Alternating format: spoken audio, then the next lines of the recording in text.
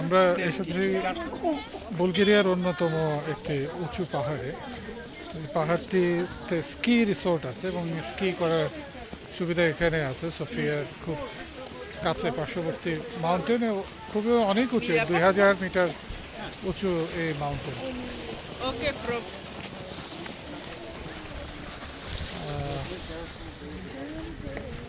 এখানে আজকে রৌদ্রোজ্জ্বল হলেও ঠান্ডা কিন্তু বেশ। পেছনে দেখাচ্ছি মাউন্টেনের অংশটুকু। এই বরফ আচ্ছাদিত পাহাড়, প্রচণ্ড ঠান্ডা।